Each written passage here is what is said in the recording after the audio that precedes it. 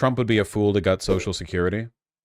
Well, do you think he's bright? What do you think?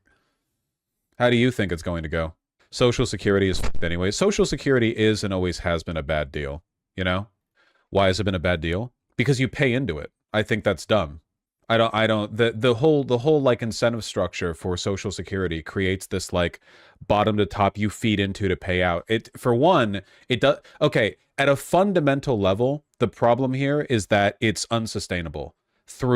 Unless population growth continues like on and on and on, or you raise the age of retirement the way they're trying to do in France, you're not going to get. Remember when we did that investigation of whether or not France actually was legitimate in raising its retirement age from like 62 to 64 or 5 or whatever it was. And then we looked at the numbers and it turns out like, wait, they actually are spending like 1 billion trillion quadrillion dollars on this, you know? Social Security is also not unsustainable. We have a cap of 100K. Well, yeah, you can pay more money into it, but like fundamentally, I think it would be a lot better if we just decommodified access to some things that elderly people need. Wouldn't it be better if elderly people by default just got basically like food stamps and housing vouchers? This is the problem we keep running into. You can like pay for people's healthcare, but if you pay for their healthcare, then the healthcare providers have the ability to just raise prices because the government will pay for it, you know?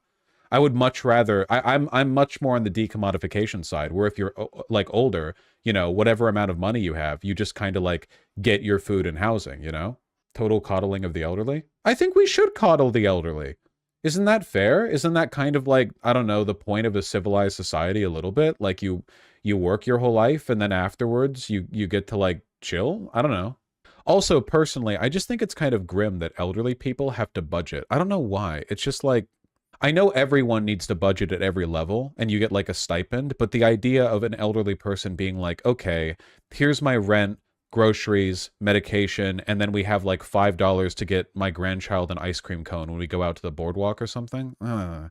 It's so much more humane to just have like guaranteed levels of access, not through the market, but just like flat out, the government will cover it through the voucher system and the government pays a flat rate.